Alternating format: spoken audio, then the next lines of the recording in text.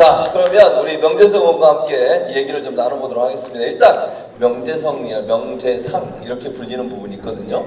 그러니까 많은 분들이 궁금해하실 것 같아요. 행정을 하시면서 명재성이 아니라 명재상으로 불리게 된 스토리가 있다면서요. 어떤 스토리가 있습니까? 그 명재상하면 항의정성이고요. 네. 그 굳이 설명을 안 해도 될 것 같고, 성이 명재상하고 비슷한 것 같아요. 그래서 명재성에서 성자만 살짝 돌려 명재상이잖아요. 저도 공무원 할 때 좀 꼼꼼하게 일을 했습니다. 근데 그 중에 우리 삼선 그 의원님께서 일 잘하는데 행정을 더 잘해라, 고양시를 위해서 열심히 해라는 의미에서 앞으로 명재상으로 별명을 붙여주면은 딴짓은 절대 못하고 일만 한다.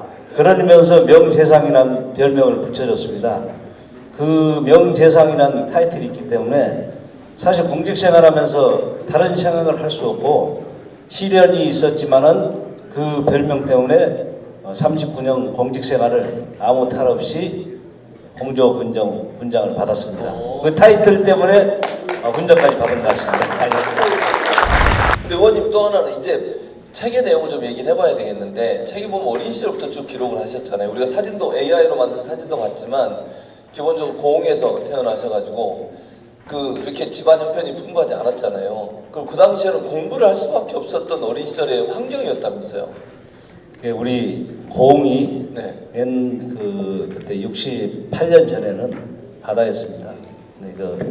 그때 한참 바다를 맞고 나서 해창만, 고흥만, 서해안 받을 때 그날 쌀이 기었기 때문에 그때 바다를 막아서 벼를 수확하는 시기였거든요.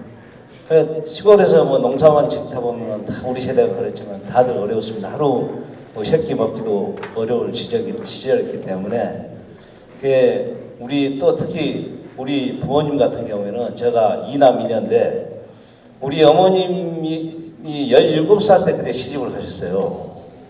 근데 그때 내가 40살에 나를 낳았었거든요.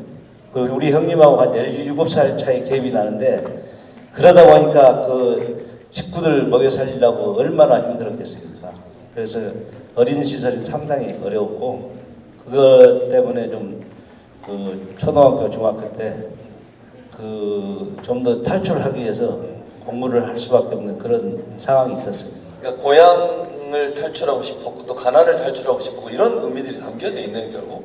근데 그러면 지금 어머니 얘기하셨는데, 어머니에 대해서 좀 책에는 사실 원고에도 없어요, 어머니 얘기는. 근데 어머니를 생각하면 어떤 생각이 드세요? 어머니는 98세 때 돌아가셨거든요. 그때 코로나 때 돌아가셨는데, 그때 제가 공무원이고 어머니는 98세면은 내가 부모님을 걱정해야 되는데, 어머님께서는 전화하셔가지고 아들 코로나에 걸리지 않았냐 그거 걱정하실 정도로 오로지 그냥 자식들밖에 모르는, 대부분의 부모님이 그렇겠지만은 자식들밖에 모르셨고, 오로지 그때 자식들하고 손주들 자기 희생하신 그런 분이십니다. 보면 이게 말씀이 정제돼 있지만 엄마에 대한 뭐랄까 애틋함이 좀 깊으신 것 같아요. 제가 보니까. 그래서 이렇게 어려운 환경에 살다 보니까 마을 어귀에 나무가 하나 있었다면서요. 그 나무에 혼잣말도 하고 다짐도 하고 이랬을 것 같은데, 그 나무를 보면서 무슨 생각과 무슨 말들을 좀 하셨어요? 우리 이제 고흥에 이제 전동마을이라고, 보면 전동마을인데, 느티나무가 있는데 한 500년 정도 지연이 됐습니다. 보호수로 지정되어 있는데, 그때 태풍도 불고 막 했는데 불구하고 그 나무가 끝까지 흔들리지 않고 유지하고 있거든요. 그 흔들리지 않는 그 나무에 대해서, 야, 나도 어떤 시련이 있다 하더라도 흔들지 말고 헤쳐나가자. 어렸을 때부터 정든 나무였기 때문에, 그게 공직생활하면서 어려울 때 우리 전동굴락에 있는 그 나무를 많이 생각하면서, 우리가 튼튼한 그런 고향의 나무같이 잘 어느 셰프가 오더라도 흔들지 말고 좀 원칙을 가지고 하자. 그렇게 좀 생각을 했던 것 같습니다. 나무를 보고 나무가 정말 풍파가 와도 전혀 흔들림이 없는 걸 보고 본인도 어떤 어려움이 와도 끝까지 버티겠다 이런 각오를 하신 거군요. 자, 이렇게 어린 시절을 고흥에서 보내고 그 다음으로 떠난 곳이 이제 부산입니다. 근데 제가 궁금한 건 고흥에서 왜 부산으로 가신 거예요? 이유가 있습니까? 그 학교가 그 이제 국립부산기계공고거든요. 네네. 근데 그 학비가 전혀 없기 때문에 무료 학비가 안 내고 다니는군요, 학교를. 예. 그때 좀 고등학교 때는 우리 그 집안 형편이 중학교 때 안 좋았었거든요. 우리 아버님이 또 누구 집안에 또 뭐 보증설 져가지고 좀 사기도 당하시고 또 형님 같은 경우에는 월남 파병을 갔었거든요.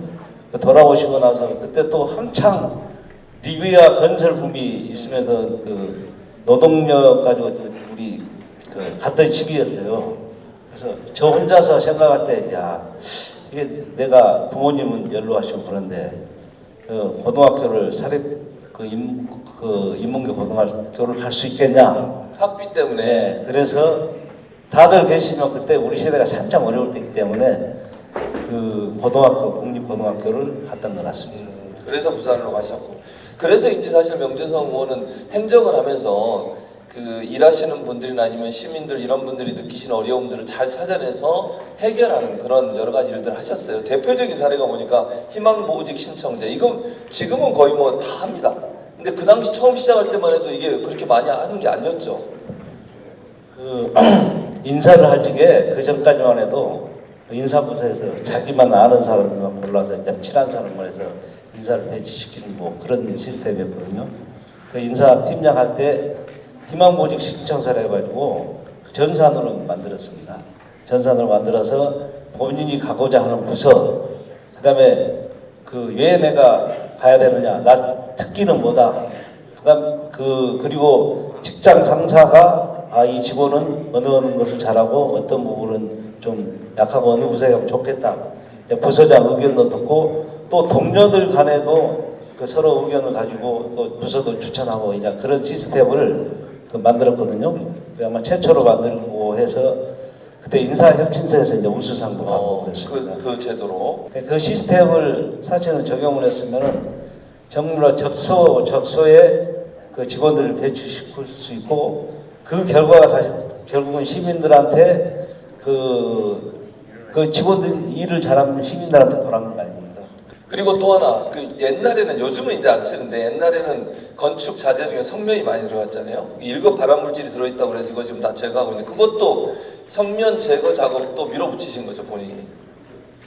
성면 제거는 관공서에서 제일 많이 그냥 그 민원인들이 출력을 하는데 기조실장 때 보니까 그냥 성면을 돈 많이 들어간다고 그 동행정복지센터랄지 그것은 아예 안 하는 거예요. 그래서 또 물어보니까 이거 공사하는데 한 2년 걸린다 그래서 이게 지금 말이 되냐 1년 안에 밀어붙여라 해서 그 예산 세워서 저 기조실장 할 때는 다 그 고양시 관내에 있는 성면 재개는 다 했고 경기도 이제 의회 가다 보니까 또 도시환경위원회가 있거든요. 도시환경위원회 전체적으로 또 이 성면 현황을 찾아보니까 아직도 안 된 데가 있습니다. 또 어린이집도 안 되는 데도 있고 그래서 계속 그걸 가지고 이런 부분에 대해서는 건강하고 직결되는 거다. 그래서 관심을 갖고 하고 있는데 공직생활 할 때는 이제 고양시는 일단 공공기관은 다 완료를 했습니다. 그리고 이제 본인이 구급 공무원 시작을 했잖아요, 여러분 잘 아는 것처럼. 그리고 쭉 그러니까 뭐 정치를 한 게 아니고 행정을 할 때마다 구급에 시작해서 구청장까지 하셨어요. 그러니까 일단 저는 그걸 여쭤보고 싶어. 구청장으로 처음 임명이 될 때 기분이 어떠셨어요? 구급으로 시작해서. 처음에 구급 들어왔을 때 누가 구청장까지 할 줄 알았겠습니다. 전혀 이게 언제 올라가지 상상을 안 했는데 구청장을 다니까 그 동네에서 프랭카드도 붙여놓고 공회 입구에 또 우리 집안에서 또 명치 집안이다 그러면서 프랭카드를 붙였더라고요. 네. 그렇게 붙여놔서 우리 아버님이 살아 계셨으면 얼마나 좋아하셨을까 그런 생각도 들고 지금 우리 내 앞에 우리 사모님 와이프가 계시는데 좋아하더라고요. 원래 좀 말수가 없어요. 잘 얘기도 안 하고 그러는데 그때는 또 한참 좋아하시네. 아, 그때는 좋아하셨군요. 그리고 나서 이제 구청장 되고 나서 아까 잠깐 얘기하셨는데 코로나19가 온 거예요. 그러니까 구청장이 얼마나 일이 바쁘겠어요. 아까 뭐 본인도 얘기했지만 퇴근도 거의 못했을 것 같아요. 그리고 이제 뭐 키트 나눠주고 여기 보니까 그거 했더라고. 비대면 식재료 키트? 이런 아이디어 내셨다면서 이거 어떻게 나온 아이디어예요? 아 그게 지금 원래 경로당 같은 경우에는 다 모여가지고 식사를 하는 거예요. 네. 근데 아예 이제 그 코로나19 때는 다 격리를 시켰잖아요. 그러니까 어르신들이 그 밥도 못 해 먹고 집에서 굶는 경우가 있어서 그럼 예산도 있고 그래서 그럼 키트를 좀 구입해서 그 직접 배달해 주는 게 낫겠다 해서 그 우리 직원들이 이 아이디어에 대해서 그렇게 그 배달해 주니까 엄청 좋아하더라고요. 그리고 그때만 해도 이제 전체 모이면 코로나19 걸리기 때문에 다 분산을 시켰습니다. 네, 빈 사무실을 분산을 시켰고 네. 방역은 열심히 하러 다녔습니다. 방역을 했고. 코로나 위기에서 보이신 리더십이 그래서 빛나는 것 같아요. 그리고 어머님이 걱정할 정도시잖아요. 어머님, 명재성 어머님이 코로나 시기에 걱정 많이 하셨다면서 일하면서 또 너무 과로하지 않을까. 퇴근은 제대로 하셨어요 그때? 어떠셨어요? 퇴근은 제대로 못했습니다. 거의 다? 네, 근데 그때 좋은 건 있었어요. 뭐예요? 왜냐하면 술을 그때 당시에 4명 이상 먹지 말라고 그랬잖아요. 그리고 9시에 딱 제한을 냈기 때문에 네. 그때 9시 술을 먹고 싶어도 9시에다 금지령이 내렸기 때문에 그때 술은 좀 적게 먹은 것 같습니다. 모임이 없어서. 잘 됐네요. 예. 네. 근데 그 문화가 지금까지 쭉 이어와요. 쭉 이어나고 하니까 지금 또 결국은 소상원들이 힘들어지는 그런 코로나 문화가 또 있는 것 같습니다. 자, 그리고 나서 이제 행정의 문을 닫고 본인이 책에 쓴 거예요. 새로운 문을 열다. 이제 정치로 들어오게 됩니다. 아까 뭐 한준호 의원이 얘기했죠. 한준호 의원이 직접 영입한 인재예요. 본인이 제발 좀 해달라고. 그래서 사모님한테 설득을 한 거잖아요. 정치로 들어오려고. 어땠습니까 그때? 처음에 얘기를 들었을 때. 처음에는 반대가 있었습니다. 이제 한준호 의원님하고 얘기하고 저도 요즘은 그 60세는 한참 청춘이잖아요. 네. 그래도 구청장 2번하고 행정가로서 그래도 능력이 있다고 생각하는데 한번 행정에도 못한 부분을 정치로 풀 수 있지 않냐 좀 설득을 하니까 처음에 반대하다가 네. 또 승낙을 해줬거든요. 아, 그러셨군요. 근데 도의원 나갔을 적에 네. 이 공무원들이 2개를 잘못합니다. 뭡니까? 처음 나오면 명함을 잘못 돌리고 아, 명함 돌리는 거. 고개를 잘못 숙이고 아, 고개 숙여야죠. 고개 숙이는 것은 한 일주일 걸리는데 요즘은 다른 그 정치인보다 고개를 잘 숙이고 지금은 잘 숙이죠. 그리고 명함도 잘 돌리고 악수도 두 손으로 하고 네.